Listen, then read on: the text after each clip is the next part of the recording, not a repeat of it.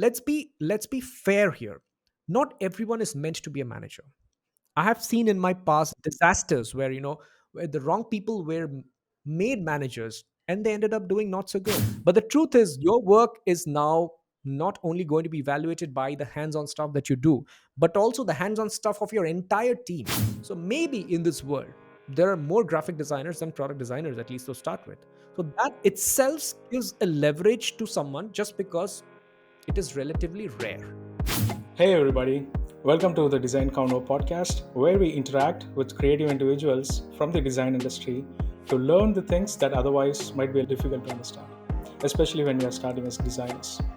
The show will be the space where we ask questions that might sound silly but make a huge difference in our lives. I'm your host Shakthi and I'm going to ask the questions on everyone's behalf. I'm feeling great today. For this episode, we have Saptarshi Prakash joining us as our guest. Saptarshi is a product designer based out of Bangalore, India. He is a renowned name in the product design industry. He currently plays his part as a senior product design manager of the market front design team at Swiggy, a B2C food ordering and delivery application. I personally enjoy the delight elements that I encounter while using the app. So if you ever felt the same, this guy is most probably the responsible for that. He has also worked as a product designer at Zeta, where he helped create amazing interactions for the products. What excites me is that this man loves to teach people his skills. He is also a design YouTuber. He shares his expertise and experience as videos, right from how to get a design internship to how to negotiate your salary. He has delivered around 70 talks on design to college students and design professionals, and he loves to mentor budding designers via platforms like ADP List and Design.org.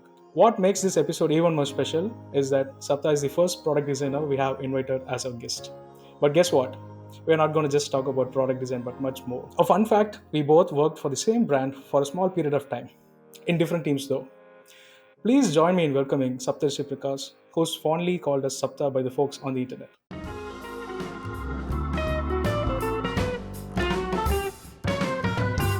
The Design Convo podcast. Welcome to the show, Sapta. Thanks for joining us today. Hey Shakti, I think it's great to be a part of it. It's always a great experience speaking to a fellow designer about design and beyond. I'm a talkative guy, so I love when I'm invited in sessions like this. Thanks a lot for the lovely intro. One small correction: you spoke about the stuff that happens on Swiggy. There's a big team behind. Yeah. Maybe some parts of it, I'm certainly responsible, but yep, I have a firepower of a great team that helps me in doing many of those things. Let's start with your story, Sapta. Would you like to take us through how you shaped yourself as a designer that you're today? I know this is a cliche question, which generally puts you on a spot to talk about your entire story, but I just want to hear about it right from where it started.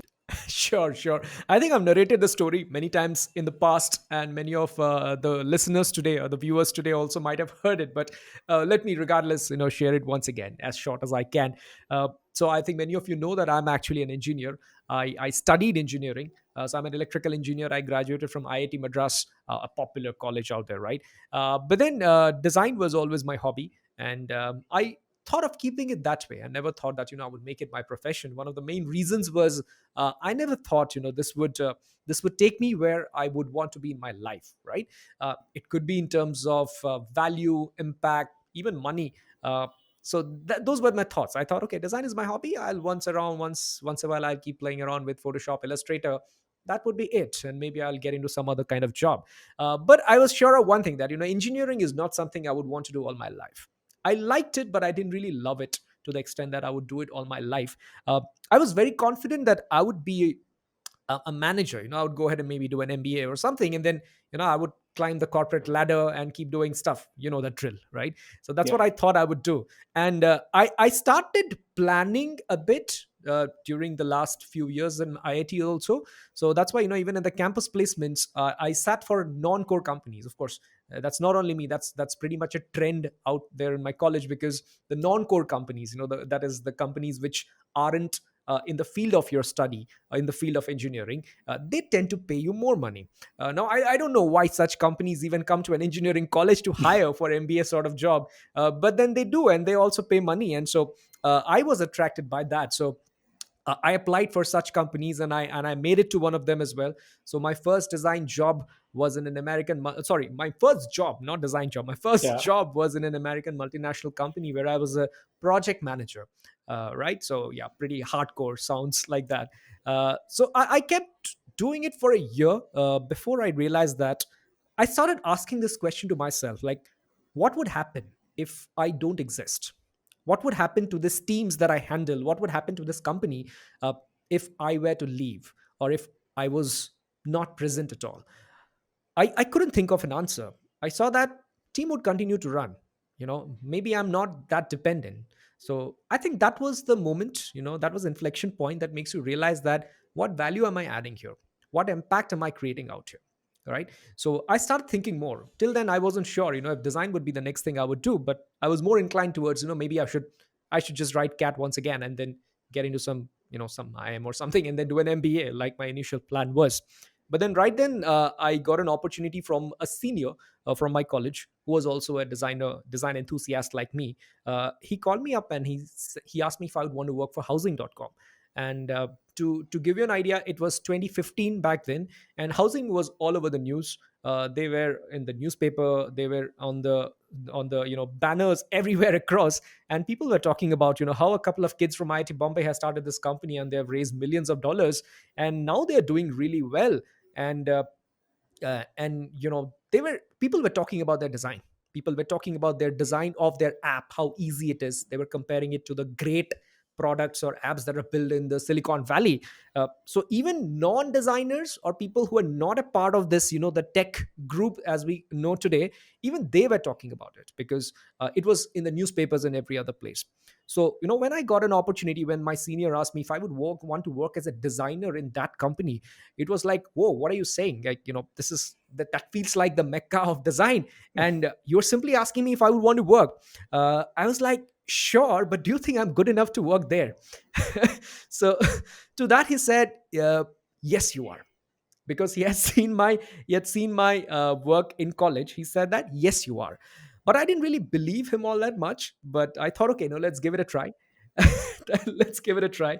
So he referred me, and there was a series of interviews. They gave me an exercise which was to just to design the UI of a calendar app or something. It was a very very silly sort of very small exercise that they'd given me. Then I had a few other rounds of interview, and then I was in. They said that, you know what, yep, you're in. We'll pay you this much of money, you can just join. I was like, okay, that escalated really fast. I didn't expect. So that's actually how I got into design, just like that. I knew that I was not creating all that impact in the job that I was doing. Very stable job, MNC sort of job. I was thinking what should be my next step in career. And then this happened, my senior reaching out to me and asking me if I would work for housing. And then one thing led to another, and I was already a part of the design team which everyone was talking about, where I would look up to everyone and felt like I was the worst person in this team, and everyone else is better than me. So that's how I started my career in design. Yeah, that's my story of how I started. That's really great, man. You made it sound fun, but the critical question of whether or not you make a difference as a person in the team or in the organization, right?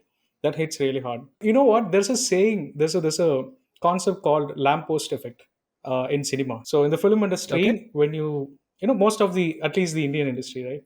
Uh, People hire glamorous actresses or the high famed actresses to be a part of the film, though they don't really play a good role in the movie. And film critics use a Right. term called uh, the lamppost effect. If you remove the heroine from the film and replace her with a lamppost, if it doesn't make any difference, that's the concept. I learned a new thing today. So yes, I think I was that lamppost in my first job. Although I was not that glamorous figure, but then yeah, I existed. That's about it. What does a day Yeah. in your life look like, Sapta? When you wake up and Oh, day in my life. yeah, Day in my life. Well, it could be very different, but I think you're talking from a my regular work day. yeah, Uh, we as can of talk today, about I think that's weekends what you're as well. talking about. Okay, sure. Maybe I will. Let's talk about weekday first, Yeah, because I'm sure people will be more interested towards that. Then I'll maybe touch base on the of weekend. course. So I'm not a very early riser. I got better though. There was a time when I would sleep really late and then get up really late. But I'm much better today. I get up by 7:30, or my alarm goes off at 7. I try and get up by 7:30. In the worst days, I get up at 8. Right. Okay. So after getting up, of course, there's one thing that I do these days, or have been doing for a while, is the last thing of my day and the first thing of my day is usually something to do with work. Okay. Now, work, I don't always mean the work that I do for Swiggy. It could be that also at times. It could also be about, maybe a script that I'm writing for my, YouTube or Instagram reel or something, right? So what I see is the continuity really helps. Even though there is a sleep in between, that really helps. And if I'm stuck at something, just before sleeping, I just spend some time on it. Then I sleep. The next morning, before even brushing my teeth, I come and, just try and come back to that. So it has surprisingly helped me so far, but then I would still not recommend it, because I don't have any theory around it, like if it works or something. So that's something that I do right after getting up. And after that, the usual stuff, I have my breakfast and all. And at times I go work out, or recently I even started playing squash. So there's a court in my society, so I just go and play for half an hour. Then I come and have a shower or so, and then I'm ready to get started with my work, which is my day job. My typical day has a lot of meetings. Now that I'm at a certain level, which of course I do a lot of IC work as well. But then now that I'm a manager, a large part of my job involves decision making for various parts of the product, right?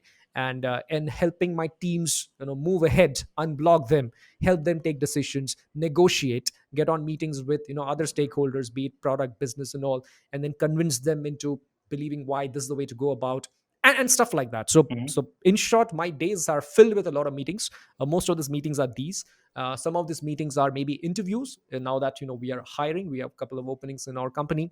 So a lot of these are about interviews, and many of them are about reviews as well. Like, say I'm reviewing the work of someone from my team, and the review sessions are not just where they present me, not necessarily. It's more of a working session. So say two or three individuals get on a call. Of course, I'm speaking from a work from home scenario. And then we are on a call, and then we are working on Figma at the same time, right? So they show me the things that they have tried and where they are stuck, Mhm. why things are not working. Maybe I help them out a bit, show them some direction, or make some variants quickly, and then just let them take it ahead. So yeah, my typical day is filled with this kind of stuff. Since I work for a startup, days are usually hectic. Back to back meetings is a very common thing. There was a time when, and I wouldn't even find time for lunch, because I had ranted about that on Twitter also, that, hey, you know what, I don't have time for lunch and all. But then I've gotten a little better. What I did was I went ahead and blocked my calendar. So 1 to 2 is my lunchtime, and there all my meetings go auto decline. If someone sends a meeting, I said, then decline, because I'm breaking for lunch. So you figure out when you want to meet me later. Okay. So 1 to 2 is when I have my lunch, maybe just relax a bit, and then get back to work once again. And after work, my typical day ends at what, around depends, 7 8 o'clock. That's when my 7 7:30, I think ideally my job, my Swiggy work ends. And after that, my own stuff starts. Okay. So my own stuff, there are tons of things that I do. I mentor people. There are people who get on calls with me. So I have such calls scheduled late at the night, say at around 9 9:30 or so. In fact, today also I have one at 9:30. So these are mostly people abroad. So the US time, and also that's a sweet spot for all of us. So I get on calls with them. At times I have Q&A sessions with the folks that I teach as part of my courses, which I have with Growth School.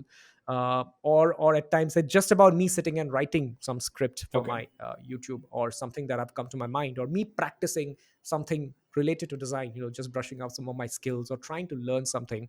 Or at times it could be just me reclining and just watching something on TV, Netflix or something. Yeah. And then after that, I have my dinner, and I go to bed by 12 12:30, 1 maximum these Okay. days. So yes, I'm being a good boy these days. I don't stay awake till 3 a.m. like I used to just 2 years back.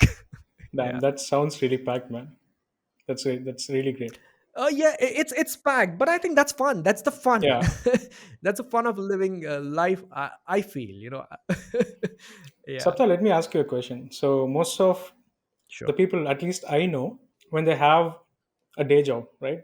They tend to pick something that's the complete opposite of what they do at work to be their game Right. and play, right? So when they come back from office, Okay. they either pick up carpentry or they pick up painting or Yep. anything Yep. else. Yep. And I've been struggling with this bit a lot of the times. So design is work, and design is fun, design is play for some of us, right? So how do you not get Right. exhausted by doing this the entire day? Well, it's the same for me as well. I made my hobby into my profession. I always recall what Mr. Rancho had said in the movie Three Idiots. Just make your hobby as your profession, and then you wouldn't feel like you're working. That's kind of is true for me as well as for you. Uh, but here's what I do.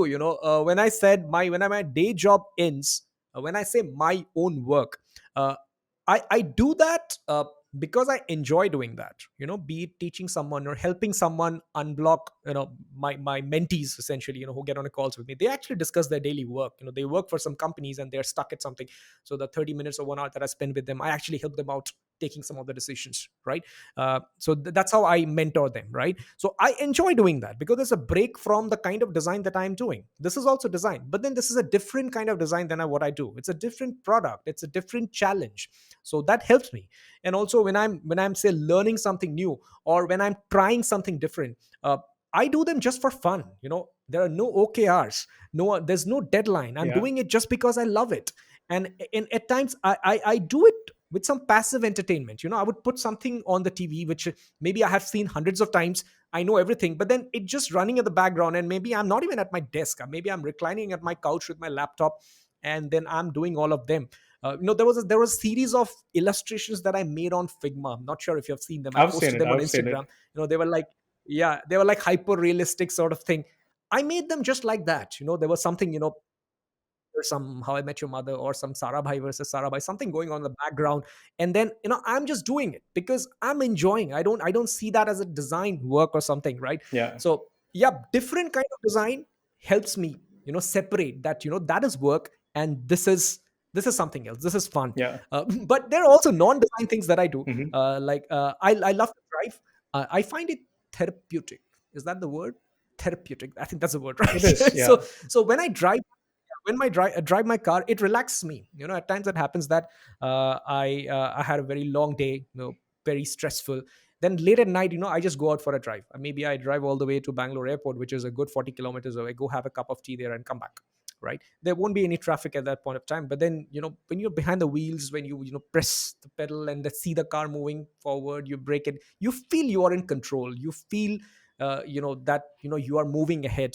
That helps me relax, contrary to many other people's belief who don't enjoy driving that way. So that's something that I enjoy. Okay. There's another funny thing that I enjoy is cleaning. uh, yeah, not doing my dishes, but then putting my things in the right place, arranging my desk, Okay. removing every dust, every spot, and then maybe scrubbing something and making it look really nice and clean and all. That's also something that I enjoy, but then I do that only during weekends, not much during the weekdays. Okay. So yeah, these are some of the things that I enjoy, which just relaxes me. That's good. That's great, man. It's food for thought. Sapta, do you think Yeah. in today's world, a formal education in design is important to be successful, or do you think it is an advantage? You know the answer to this question, don't you? I do. I do. Okay. See, I'll put it this way: when you need to hire for a opening a role, right?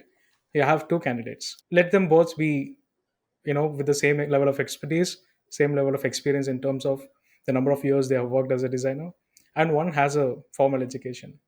Would it influence you to pick that particular person? No, I think you're creating a hypothetical situation here, but you're saying that everything else is same. Yeah. One person has an education, one person doesn't. Yeah. But let's be a little practical here. That'll never be the case. Two individuals can never be exactly identical in every other aspect Of where this course. is the only decision making. Yeah. Had it been the case, I don't know if two individuals are just identical except this thing. I don't know what I would do. Maybe I'll go ahead with the person with a degree. I don't know, just because it's an extra feather on the cap. Yeah. But in reality, I have seen that's never happens. Yeah. Right. Yeah. Abilities differ. At times it happens that even if I can judge that, okay, these two people are equivalent, then also there would be things that this person spikes in certain areas and not so much in some other areas, whereas this person spikes in some other areas and not so much. So then what I will do is I'll compare the areas in which they spike and what matters to me or my company where I'm hiring for. which set of skills would add more value, and maybe based on that I will take a call. But honestly speaking, having that education isn't one of the important criteria, at least for the kind of hiring that I do. The reason is, the kind of companies that we work for, right? Yeah. All of us, you, me, and all, we work for startups, Yeah. right? Where innovation is one of the things. We are expected to think beyond textbook, Exactly. right? So a textbook knowledge doesn't necessarily help. But what, of course, a formal education does is it sets your fundamentals of the design principles, the basics, really well. So you know all those Yeah. things, and then when you start working, you start connecting the dots. Okay, this is what we had learned. Maybe I applied it this way. It's never a one-on-one thing that you learn something out there, you directly apply, Yeah. right? I mean, you're a chemical engineer. I'm Exactly. sure you have done a lot of calculus stuff in your Yeah. life. You don't really apply them directly, when even if you get into a core job, right? But then indirectly somewhere you do. So I think for a design graduate also things would be that way. Whereas someone who hasn't studied design like me and Mhm. you, uh, what I figured out was common sense taught me a lot of things. I would do a lot of things because common sense told me, right? This is how it's supposed to be, because my instincts tell me, my common sense tells me. And then when I go and read about it, I figure out that, hey, you know what, that's a law, or that's a rule, that's how you're supposed to do it. I've been always doing it, just that I didn't know the names. So uh, yeah, at least for me, that education isn't necessarily an important thing. It's about how can you use that to bring some value. If you're able to, sure, I'll go and hire you. That is an excellent answer, man. Awesome. Uh, Thank you. yeah. Let's talk about financial freedom, right? Financial freedom is Okay. something every designer or artist dream about. How do you think a designer should Okay. plan and manage his or her streams of income? Okay. I think an Ankur Wariko would be a better person to answer this. I'm not really the finance guru, but I can tell you how I approach some of these things. Okay, so like when I said, right, I moved from a very stable multinational company to a startup, right? Although the startup was paying me more, right, but then stability wise, there was nothing that I could know. Like tomorrow, I could get fired. If the company shuts down or if they don't like my work, so there was a risk that I had taken, right? But then back then, of course, this was almost 7 years back. I was younger, I had lesser responsibilities in my life. So I could afford to do that. So I thought that, what, I should definitely try. If nothing else works out, I'll come back and do my MBA, right? Because I always had that option. So those things were there. But that was the time, when I took that leap of faith to join a startup, uh, I realized that, I should create a safety pool of money for myself, right? It was a decision that I had taken. Of course, my parents are, they're doing fine, right? They could support me even if I lost my job and all. But then I wanted to do something on my own as well. So what I did was I started taking up a lot of freelance jobs in the initial part of my career. See, I'm not suggesting everyone who's starting out should do that, but then that was something that I did for financial freedom at the beginning, right? Freedom is again a big word, Yeah. but little more money, so that I can be a little more comfortable in case I get laid off, if you know what I'm saying. So that's how I started, and I started making extra money out there, and I would just save those money. I wouldn't really splurge those money on, because I know that I'm creating a comfort cushion for me in case things go wrong. So I would save all those money, the money that I would make from freelance. And then over time I realized that, what, uh, maybe making money isn't the toughest thing. You work hard on your job, your day job itself, that itself should get you a lot of money, Yeah. right? So, and then also, I continued doing freelance for a while. uh, uh, uh, but then it was just about the interest. Okay, I'm doing certain kind of work at home, let me try and do a different kind of work. I was just trying to get paid for the fun. I just spoke about different kind of design, which is fun for me, right? So I was trying to build a model where I would get to have that fun by doing different kind of work, but then someone will also pay me for that, right? It's a win-win, isn't it? So I try to get into that kind of model. I did that for a while, and it worked fairly fine. There was a time I remember when my day job and my extra income was almost equal, right? So it's like I was essentially doubling my income by doing those extra stuff out there, right? So all those things helped me create some amount of leverage, because I thought, what would happen if I lose my job? How do I survive, right? So that was the reason how it started. But of course things are different today. uh, I realized that passive income makes more sense than slogging double hours to earn that money, because the passive income is a smarter way of doing, where you maybe, you work once, but then you keep getting paid forever. You don't have to keep doing it regularly for it, right? So if people who are listening to, if you really want to build some channels that way, building channels for passive income would be really good, because it means lesser effort and more returns, right?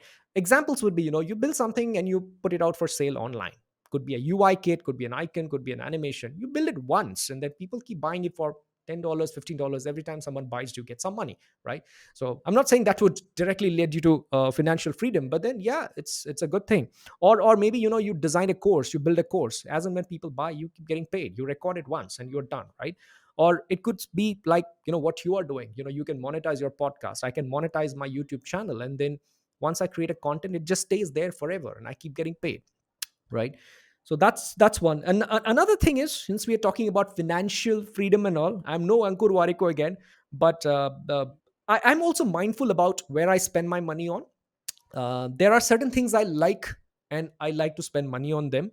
But it doesn't mean that just because I have certain money, I'll have to spend in every luxury. No, I'm not that person. In fact, I have a policy. I make sure that if I want something, there are certain needs and there are certain wants. If I want something, I see that can I buy two of them and yet continue my life in the way it is. If the answer to that is yes, I buy one of that. And I have used that fundamental for everything, every big purchase that I have made in my life so far, be it my house, be it my car, be it anything, be it a holiday. I always say, can I buy two of that? uh, yeah, these are some of the things that I do, but take all these things at a pinch of salt because I'm not a money expert. That's crazy, man. This sounds really practical. I'll go back and just keep following this. Maybe I might have been a little hard on Hmm. myself, but sure, I have nothing to complain. Yeah. For the non-product designers, including myself, we see people talk about product design, Okay. UI, UX design. For the young audience listening to this, can you define the exact meaning of these Right. terms and how are they different from each other? Okay. All right. See, UI, UX, it's user interface and user experience, right? It's the experience of anything. That's the word, English word experience. Okay, let's know that. Let's keep it aside. Let's understand what a product is. Product is anything which you can use to do something.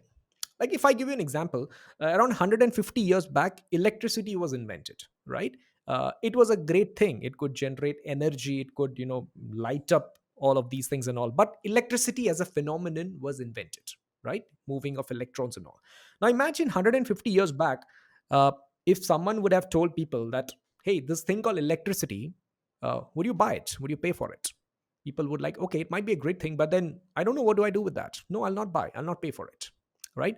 But then someone thought that, let's productize it, right? Which means I'm not selling you electricity, but I'm selling you a small glass thing.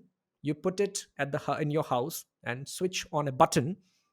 It's going to make your nights look like day. Light, essentially, light bulb, right? The moment that was made, people are like, yes, take my money, I want that.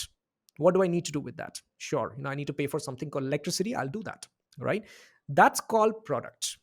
There are lots of things which are going on behind it. You tell the user what they need to know, don't tell them what they don't need to know. I think that's what a product is, right? Like look at this. I'm wearing this is called an AirPods Pro, right? Has got noise cancellation in it, which means it'll filter out every other noise which is around just by the tap of a button. I'm an electrical engineer, I know how this works. There's a lot of signal processing that goes inside it. It creates anti waves which cancels all the noise waves, and then finally, you don't hear that noise, right? User doesn't need to know that. All that they need to know is, you're in a noisy environment, press this button, you will cut out, right?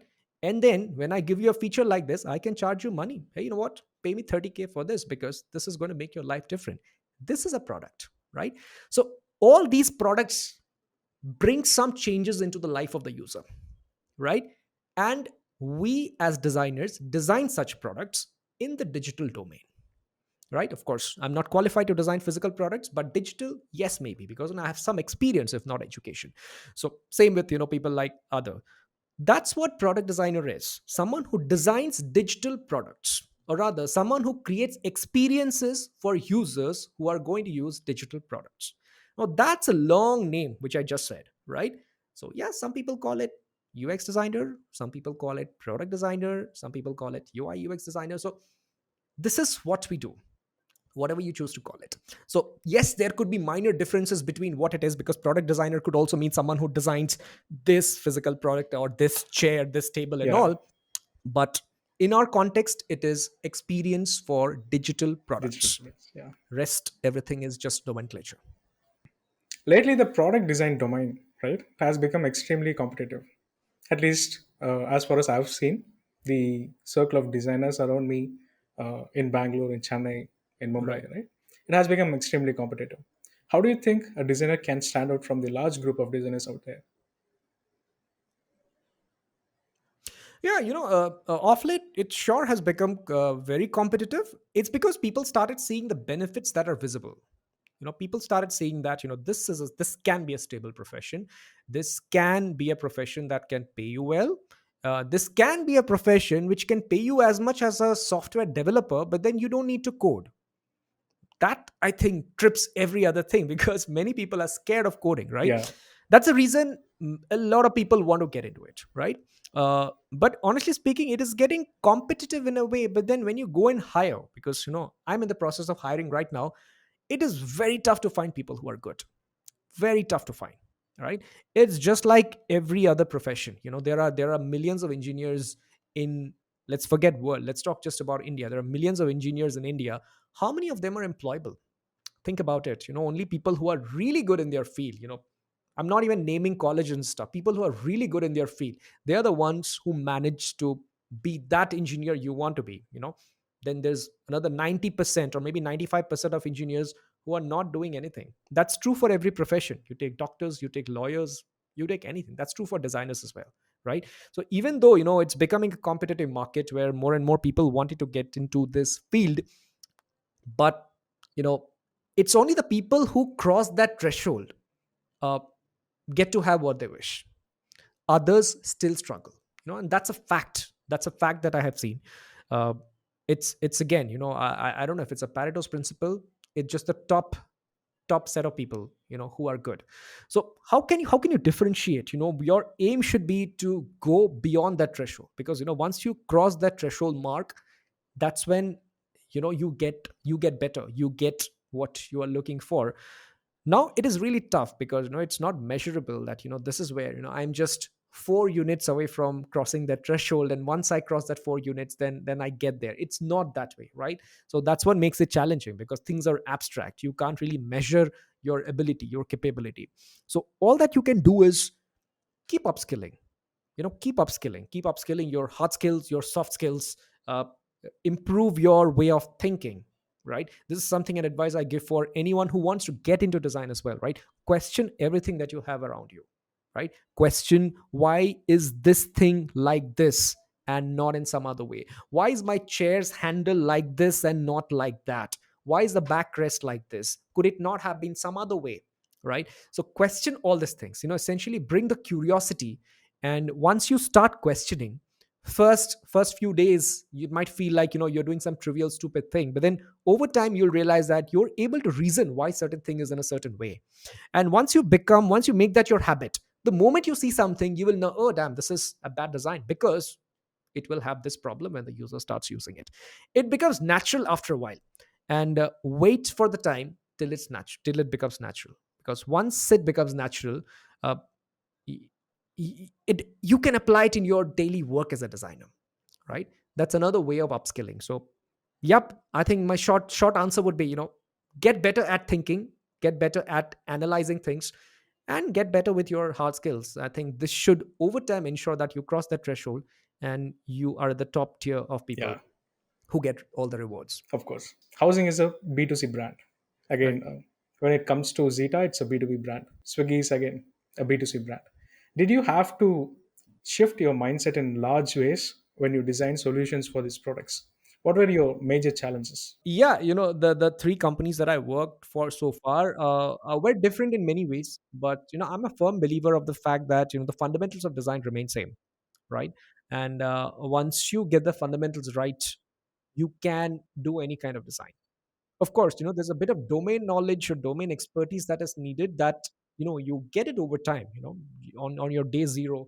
you don't have the domain knowledge. And in case of B2B products, the domain knowledge becomes even more important, because often you are not the user of the product, and often you don't even know how the lives of the users who are using your products are, right? So that's what, the context is important in case of B2B. So that's what, Zeta was a B2B company there. But the thing is, I had worked at Zeta during the very initial days, and back then, the company was, at least did project itself as a purely B2B company. It was that B2B2C is what they used to claim, because they were into that consumer benefits, right? I mean, employee benefits and all, where finally at the end of the day it was an end consumer like you and I who would be using those products. So back then it wasn't a purely B2B company. But then it the way of designing it didn't really involve the stuff, typically folks in a B2B company would do. They would optimize for speed, or if someone is using a dashboard to do something continuously for 12 hours, like, it's not about how delightful it is, it's about how quickly or efficiently you do it. So there are stuff out there, right? So that wasn't the case in Zeta, at least back then, or at least in the part of Zeta that I was working at. So it was pretty much the standard stuff. The only difference that I saw was, uh, the time the time that we were given to work on a particular thing at Zeta was very less. It was a very sales driven company back then, at least, where the sales folks would go and try and sell stuff to the company, right, and promise them things in the process, and the kind of stuff that we could perhaps optimize for them or customize for them. And then they would come to us and say that, okay, what, so and so company is willing to buy this, we'll have to make it, right? We'll have to show them a working prototype in the next 2 days. So that's how, how we had worked, right? So we didn't really have the time to do a lot of things that you usually hear people doing. It was just about standing on your feet and just thinking right there, maybe get a quick feedback from the people who are right around you, and then just get done with it. Majorly intuition, that's about it. So that's how work used to happen at Zeta, at least back then. Things would have been very different now. I'm not qualified to speak there. But then when I came to Swiggy, Swiggy is a hardcore consumer facing brand. Of course, we have a B2B side as well, because restaurant side and all. But then I work in the consumer side of things. So this is, the most B2C company that you can think of, I would say. We call ourselves consumer obsessed in that way. And here, we actually do everything, anything and everything that is needed to make something great for the users, right? Well, there are also time, when we are expected to do something overnight, or in the 2-3 days we have hard timelines. But then for most part, we get to spend that time, or we get to think to the extent which is needed to create a product of this quality, right? So the mind shift wasn't all that much, right? I find housing and Swiggy pretty similar in many aspects. Of course, Swiggy is much more bigger. It's much bigger. It's much more matured in that aspect. Housing wasn't all that much, because even that was a new company. Then Zeta was a phase where it was all about speed. It was all about how fast can I come up with a big product or a big flow or something. I of course learned a lot of things in that process as well. But then Swiggy is a mix of both, I would say, where we think really deep. Even if it's a small thing, we'll have to think about so many different things, because one thing can make or break many other. There are so many dependencies across different teams, different products, different situations, different conditions. So those are the kind of things that we do at Swiggy. I think the initial days, the biggest challenge that I personally faced wasn't about getting used to the system. That's, you spend 1 or 2 days, or you spend a couple of weeks out there, you get used to it. But the biggest challenge, at least for me, was to prove myself, to prove my worth. The last company that I applied to was housing. My friend, my senior had referred me, but then I applied and did, right? Both Zeta and Swiggy, I was approached by the company, right? Because they felt maybe I was good in certain aspect. Now, once you get hired that way, there's a big pressure on you, right? You always feel that, okay, this company has have so much of faith on me that they reached out to me and they hired me that way. I'll have to live up to their expectations. So I think that was the my biggest challenge, both at Zeta and Swiggy. So the first few weeks or months, you're always at that phase, right? I'll have to give my best. That's how I was. It's not the healthiest way, because when someone joins a company, the company knows that, okay, this person is new. We'll give them the time to get used to the system. We'll give them the time to make mistakes. But I thought was like, I'll have to prove myself, because folks were already hyped about, this guy is doing. They were talking much big about me than what I actually was. So it's that pressure on you. So proving myself was the biggest challenge, I would say. I want to know about how things operate at Swiggy Design right now. Can you talk about design at Swiggy, how the design team is structured, and what do you folks do on a daily basis, the processes you follow, etc.? Right, right. So, yeah, Swiggy is a fairly big team now. I think for the longest time, we were fairly small. We are barely 20 people or so for the longest time. Okay, and when I say 20, it's across all the verticals. Consumer, supply, delivery, all those sites, all of them put together. It was this, right? So we were always running. We were understaffed, right? So all of us were doing a lot of extra work as well. But then now we are at the path of adequately staffing our teams. So now we are at around 37 members in the team. Of course, that includes all the managers, the head of design, and all the 3 or 4 verticals that I've spoken about, right? So that's the structure of the team right now. One great thing about Swiggy is that we are not cascaded under product or engineering. We are an organization or a vertical in itself. So I report to the head of design, who's a VP of design. He reports to the CEO of the company. So what that does is it gives us a lot of leverage in terms of decision making and having an influence. They say, right, the place at the table, we have that place at the table. And it happens in many other companies as well. But I think one of the main reasons is that we are not cascaded under some other team, right? So we have our own agenda, we have our own success criterias and stuff, and we are not driving some other team's agenda just because we are cascaded under them. So I think that's one great thing about Swiggy. And on a daily basis, different people, all the team members have different areas where they concentrate on, where they work on. And the way we work is like typical of any other companies. The organization has certain goals, right?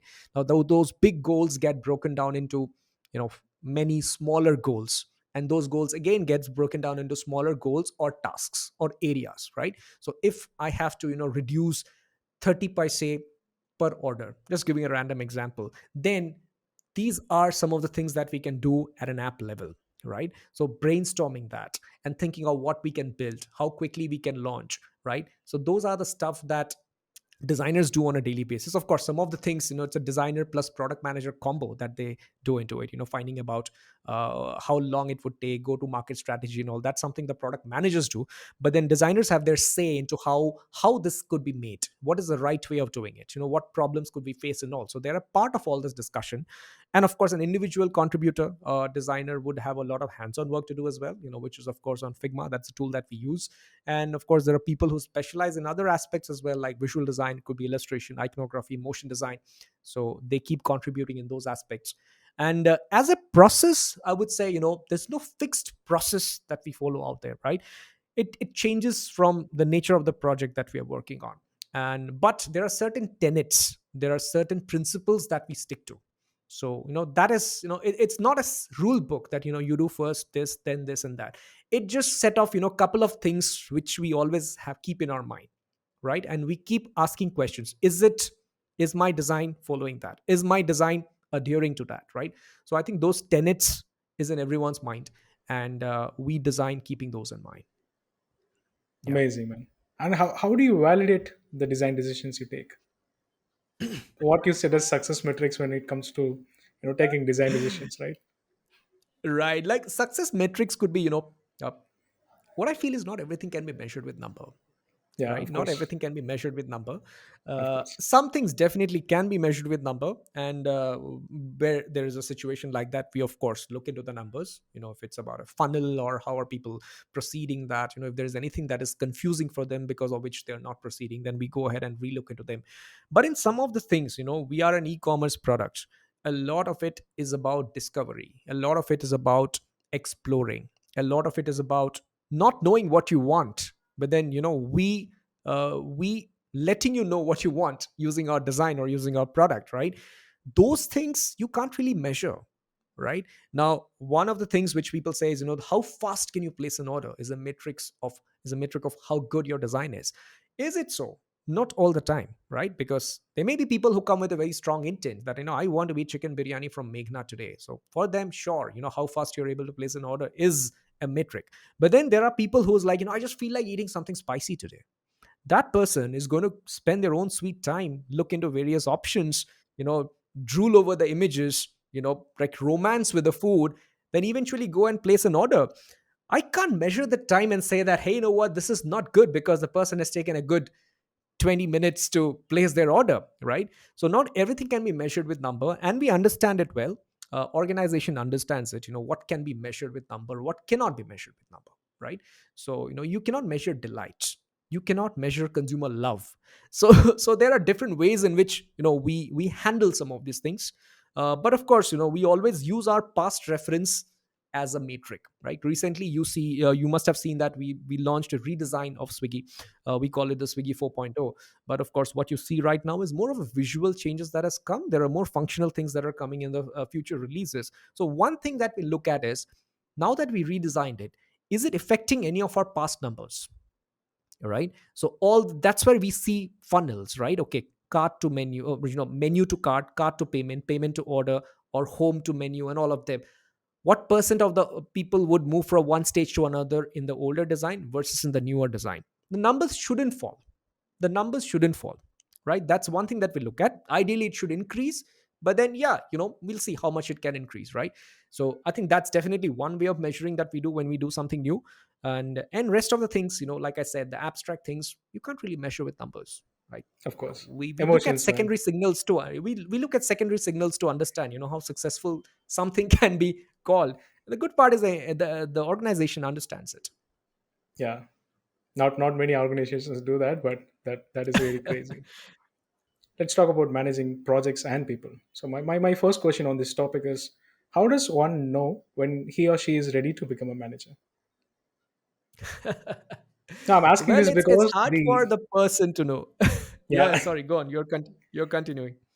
No. I meant to ask this because the career ladder or the career lattices, as they call it, it's not uh, really defined in a good way in many companies. Right. Uh, Right. since design in itself is a function or a department in Swiggy, I think it should be fine. Hmm. Uh, but how Yep. do people generally? It's an instinction, right? And you have to realize it, and the people or the team and the people who manage you have to realize it. So, how do you think Right. one can know that he or she is ready? It's tough for the person, the individual, to know if they're ready, unless they have, they've had many such signals in the past, or they are really passionate about doing things. And also, I know we are talking about management out here, but uh, we are tuned in a certain way, where our parents might have done government jobs, right? Where climbing up the ladder of career would mean eventually being a manager. The day you become a manager, it's like, okay, you know what, I'm at a fairly good position right now. People management was the thing. But that isn't the case these days, right? uh, well, it's still the case in many companies, but fortunately in Swiggy that's not the case. In Swiggy we have a very well defined individual contribution path as well. So to give you an idea, lead designer is the last stage of individual contribution at Swiggy. I mean, not the last stage, but that's a junction. After that, the candidate gets to decide if they want to take the managerial path or the individual, or continue in the individual contribution path. If you take the managerial path, you become a manager, senior manager, director, AVP, VP, and so on, right? And if you take the individual contribution path, you become an architect, senior architect, principal designer, staff designer. Of course, that has a path as well. So people get to be take whichever path they want. And let's be fair here. Not everyone is meant to be a manager. I have seen in my past disasters where where the wrong people were made managers and they ended up doing not so good, right? Or great people were not made managers and they were simply doing individual contribution, whereas they could have done a much better job as a leader or as a manager that way, right? So it's about understanding. It's not that everyone needs to be a manager, and if you do not want to be a manager, it's totally fine, because maybe you are made to shine, or made to do some other kind of work which will take you to the same level, similar level, without having to manage a team, because that's a possibility, right? Now, coming to your question, how does one identify, right? At least in my mind, I think there are some three or four things, which three things, I can actually think of three things which are essential to be a manager, right? One is, of course, your ability to nurture people. you know Manager is being a people manager, so you'll have to be good with people. You'll have to be you'll have to need to have the nurturing skills, which can nurture people, which can help them grow, which can make them feel good when they're low, or which can inspire them to do something great. So nurturing is a very important part of being a manager. The second one is influencing, right? Influencing not just your team members, but also beyond them. When I was saying that my work involves a lot of convincing, a lot of decision making, I'm essentially influencing people with my design skills, my logical reasoning, into making them believe why we should do this and not that, right? That's influencing, right? And also influencing your teammates as well, your reportees as well. Set examples for them. For that you'll have to be exceptionally good at your craft, at your work that you do, so that you can set an example for them, and then let them follow it, or rather give set an inspiration for them, so that they aspire to be like you and perhaps do even better than you, right? So that's the thing, nurturing them by setting the right example, and then nurturing them to reach there and go beyond it, because your work as a manager is that. And the third one, of course, is leadership, which is nothing but a mix of all the things that I have said so far. You need to be a great leader uh, for you to be a manager here, right? And one thing that you can say is, being a manager, you cannot always, when someone becomes a manager for the first time, you would see that your hands-on work would reduce a bit, and that might make you into believing that you're not working enough. But the truth is, your work is now not only going to be evaluated by the hands-on stuff that you do, but also the hands-on stuff of your entire team. So pushing someone from your team to be that good, be really good, or go beyond their limits, or do some wonderful work, is also your success, right? And of course, above all, be humble. Be humble. That is really important. So I read somewhere that manager being a manager is about taking a little less of the credit that you deserve, and taking a little more of the blame that you deserve. You maintain that balance, and then you'll be all good. That is a wonderful quote, man. Thanks for sharing it. And I have a crazy follow up question, man. I think it's crazy Okay. because I was going through a profile and found something interesting. So that you got a barefoot behavioral counseling certification, and I had a chance Yes, to yes, Google I it, did. and it sounds pretty amazing. Do you want to talk Okay, about it? okay. And did it make you a better manager? uh, well, maybe yes. I mean, this was something that I did during my college days, right? So there was this company called Medol. Medol, it's still a company based out of Chennai itself. So they are the ones who have given me that certification. So as a part of college, I was a part of this counseling unit. Okay, we called it Mitra. It's nothing but a guidance and counseling unit in a way. Like when a new student comes to the college, they're scared of the thing, or they're not comfortable because they're living out of their home, or ragging and all the stuff. So they could come to someone they can trust. Those were none other than the Mitra counselors. I was one of the Mitra counselor, right? So when you're in the third or fourth year, you become that. Eventually, I even headed the student council when I was in my final year and all. So as a part of that, we would get some trainings which our college would arrange. So Medol was a company which they arranged, right? So they would actually train us. There were lots of case studies that we would have to go through, and how would we react, and then they would tell us what is the right way to react to the situation. Like, the work of a counselor is to never tell the counselee what to do. It is just about showing the path. At the end of the day, it's the counselee or the person will have to take their own path, right? So this, I think, is a very important part which I use in my managerial work. It is not always to tell them what to do. Of course, in some cases you will have to tell them, because it's a corporate and a more practical scenario, but more often it's just about showing them the way, right? If you feel that if they're in a slightly not so right way, which may lead them into some trouble, appraise them about it. Give them the idea that this might happen, by the way, this is also another way, and let them find the right way themselves. So that, make sure that you have given the right path, showed them the right path. And it also gives them the feeling of accomplishment, because you haven't handheld them. They have gone in the path by themselves. So that, I think, is something from I learned from counseling, which helps me. So yeah, as a part of all of them, I got the certificate of barefoot counseling. So what barefoot means that the kind of counseling that you're allowed to do, that you can do without having a degree in psychology, right? So we were engineers, right? We didn't have a degree in psychology and all, but there's a certain amount of counseling that we do. That counseling is called barefoot counseling. So that's what barefoot certification is about. Okay, got it. Thanks, man. Thanks for sharing that information. What should a designer possess when trying to get hired by a company? Let's talk about this from both the hiring team's perspective and the designer's perspective. Yeah, the other day I was talking to someone, friend. We were trying to understand, what what do you do as a designer, right? Some people may say, we make things delightful or we solve problems. But if you sum up all these things, it just feels like we create value. It's a very generic way of putting, because every other person is also adding value in some or the other way, right? So are we. So when someone is getting interviewed, the company always sees how much of value can this person add in whichever role we are hiring, right? So value is really important. So how can a designer create value? Designer can create value, of course, with the skills that they have, with the ideas that they have, uh, you know how they can solve a particular problem that the company is facing, and so on, right? So when you combine all of them, it's essentially value for the company, and for the value that you're adding, you get compensated. That's nothing but the salary that we get. So to make sure that you get hired, I feel product designers, again speaking from a product designer's point of view, there are two kinds of skills that you need to have. One is the analytical skills, right? I don't mean your maths or something. Analytical skill is just about thinking, going deeper. It's about the same thing, questioning why is it shaped this way, why are the buttons here and not there, right?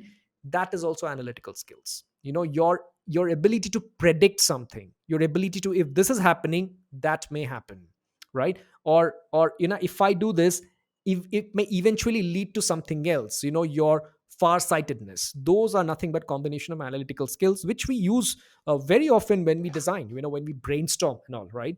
So that's one part you need to be really good at. The other part, of course, is craft.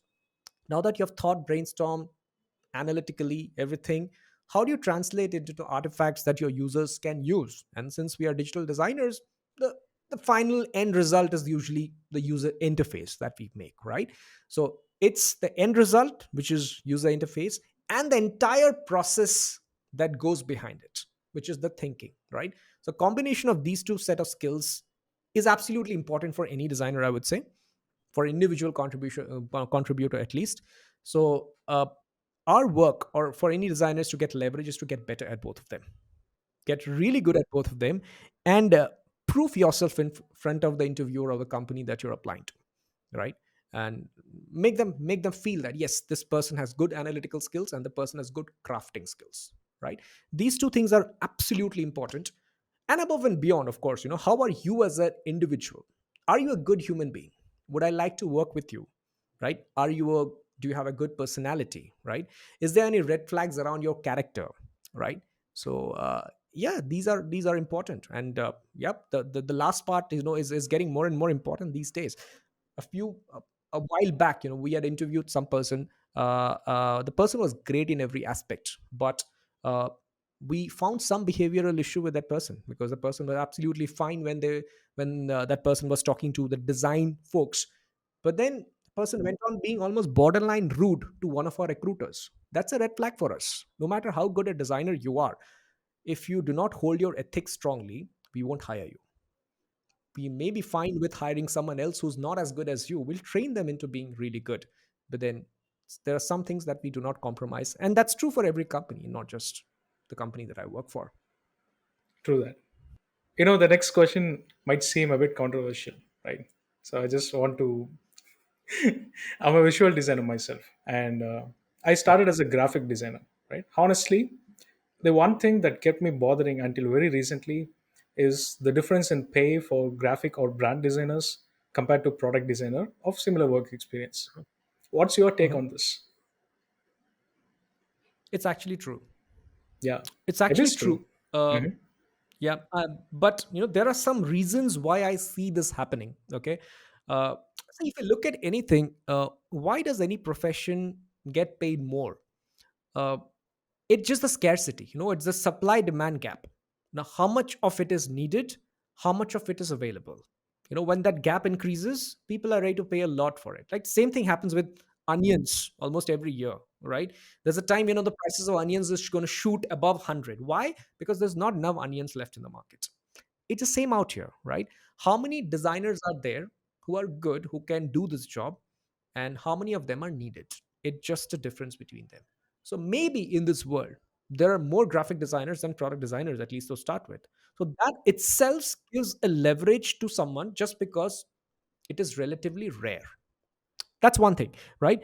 But the second, and in my opinion, the more important thing that I often see is, you see, design team and or product design team and all, there are relatively newer phenomenon, at least in India, where there's a head of design who is looking after the entire design, product design. They're thinking, they're brainstorming, they're bringing value and all, right? That's a recent, relatively newer phenomenon. But if you see, graphic design had been there for slightly longer, right? And what kind of graphic designers, what kind of job would they do? They would mostly work for some sort of maybe marketing collaterals, some sort of marketing stuff, right? Now this graphic designer is not a marketing professional, but they are aiding to marketing stuff, which means they're working for a marketing team, which means the people that they're reporting to are marketeers, and like that. So what usually happens is there's someone else who's probably thinking of that great campaign, someone else who's conceptualizing that story, someone else, who's writing the narrative and everything, and the graphic designers are merely executing them, right? That is the reason, that could be one of the reasons why they do not get paid all that much, not as much as the product designers, because you know you get paid for your thinking and not just your hands on, like I said, right? If you are just doing your hands on, you're as good as that printer which is at the corner of the room. Someone else is giving instructions as to what to print, and that printer is just printing it, right? How much money would you pay for that printer, right? Would you really want to retain? You can buy that printer from Amazon, Flipkart, any other place, right? So I think that's the loop where many graphic designers fall into, where they want to do stuff, but then they are being headed by other set of folks. They don't let that happen, and they continue to remain in that place where they were, and they don't get to grow as much that they would want to, right? So in my opinion, I think graphic designers can do some great work, if they start thinking on their feet, if they start conceptualizing things on their own, if they build compositions on their own, which creates differences. Once they do that, they will get paid. They will get paid as much as product designers. Why not? But often I see that not happening. So yeah, those are my thoughts around it. That is a brilliant answer, man. Thanks for sharing it. And it was very detailed too. This was a completely new perspective for me because I've been trying to crack it since a long time. But thanks for sharing it. What do you think is the scope of design that's not product design in India in the near future? Okay, scope. Honestly, I don't know. I'm not sure if I'm qualified to answer this. When you're talking about a scope which is not product design, uh, but I think in my last answer, I tried to elaborate a bit on the graphic design side. So that the obvious question which I get asked often is graphic design dead? The answer to that is no, it's not dead. What you're doing is perhaps not the actual graphic design. You're doing something else. You're being a printer and not a designer. Be a graphic designer, then you see that, that it's not dead. So I think that's true for any kind of design. But honestly, if you're asking about scope, I'm not the right person, because I don't know all that much about other kinds of design. I'm very restricted to my small world out Yeah, here. yeah. I have a follow up question on being a generalist versus specialist when it comes to that. So, but before we jump into that, right? Let's talk about personal development. Now, this is a segment where we discuss about your personal development, side hustles, and personal projects and whatnot. Let's start with your YouTube Right. journey, man. What made you start a channel, and did you always plan on becoming a content creator? No, not at all. I never planned to be a content creator. Uh, See, I like to speak. I like to narrate stories. Okay. Well, I'm not talking about the grandmother stories, right? Of course, that's also brilliant storytelling. But I like to make stories of the happenings in my life, right? And I somehow can narrate things in a very interesting way, which some people, at least if not everyone, like to listen to, right? And I use it to my benefit, and I have been using it to my benefit since my childhood, right? I delivered my To give you an idea, I delivered my first talk when I was in my third standard. It was in my assembly where I had spoken about Helen Keller. I think Helen Keller. Yeah, She's a deaf, mute, and blind girl who really went on to be someone great. The movie Black, Amitabh Bachchan, Rani Mukherjee was made on Helen Keller actually. So my first speech in my life was Helen Keller, right? So since then, the journey started, my speaking journey, or my teaching journey, my storytelling journey, my narrating journey and all. And I had participated in lots of this extempo speeches, prepared speeches, or debating competitions and all in my school. I would go to other schools, participate there and all. Right. So that has also given me a lot of confidence that I can do certain things. Another thing is, I was fortunate enough to have some really good teachers in my life. Okay, like really good teachers, and they would teach things in a way that I would not forget. They were like complex concepts on in engineering, right? Engineering is not easy, they're tough. Yeah. And also the process of getting into an IIT is also tough, right? It's not easy. There were complex things that we would study, but I had some teachers who would explain things in such an easy way that I would just not forget. I remember there was a teacher who explained us the difference between center of mass and center of gravity with atta. Atta dough, right? He said when you put your finger inside it, one thing changes, the other doesn't. Similarly, another professor explained what is that omega, in a simple harmonic motion. Omega is something to do with circle, right? Where is the circle in a simple harmonic motion? So he explained it in such a way that, imagine a ball is rotating with that omega. If you put a light above it, the shadow of the ball is simple harmonic motion. So such things, when someone explains such analogies and explains to you, you just don't forget. Yeah. You don't forget. Till today, I remember my physics, my 12th standard physics so well that, I can probably crack JE once again. I don't know, just saying, right? So, so those were my inspirations. So I knew that, when you try and connect something with something that people already know. If I explain to you rocket science, maybe using the car that you drive or the cycle that you ride, you'll understand it much more. So you'll know rocket science by just using some analogy that you already know. I try and use that when I teach or when I speak, right? So my speaking journey, like professionally as a designer, started way back in 2016. So I delivered a talk on motion design, and after that, no, the things, it was just one thing led to another. I did that, hence people got to know me. I got invited for more. People got to know me again. I got invited for even more, so on and so forth. Right? It just kept happening. And then I also conducted workshops, on basic UX design, how to get into this field, some hands-on workshop, motion design, illustrations. I've done so many other things, right? That's how it was. I always felt that, my power is the stage where people are in front of me, because I have that power to influence them into believing something, or teaching them something, right? But then pandemic hit and there were no stage shows anymore, there were no physical events. But I started getting invites for webinars. At first I thought, I need that stage because that's my superpower, right? But then I reluctantly went ahead and did one webinar, and I figured out that the reach of a webinar is immense. Okay, it's immense. In a normal physical talk, if 100 people would attend a webinar, I would easily have 500 people attending from various parts of India, if not world, right? So the reach was incredible. And I also saw that I could create similar effects what I would do on the stage. So it wasn't the stage which was my superpower. It was maybe the way I teach, the way I narrate my stories, the way I make people understand something. Probably that was my superpower, right? So that led to a lot of things. In 2020, I think I had made the record number of webinars. I didn't even count. I kept counting till 80. So my LinkedIn profile will probably say 80 plus UX talks. After that, I lost count. There were so many I had done, and they were all good. So that led me into believing that maybe I should do something, in a little more formal way. That's when I started thinking about YouTube.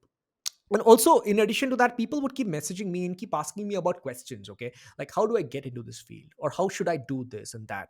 And I often saw that, it was a set of those 10, 15 questions which everyone would ask. Yeah. And every time I would have to type the same thing. I even maintained a sheet, where I would have the answers, copy paste, change the name, done, right? So I was templatizing my replies. So Okay. I was like, if I'm doing all that much, why not record? I have a camera, I have a mic, I have lights. So let's start recording. So that's how YouTube started. I never thought I would build content, I would make content, but all these things put together created an environment which made me feel that, yeah, what, this is something that I can do. Thanks to pandemic, man. We have a thanks for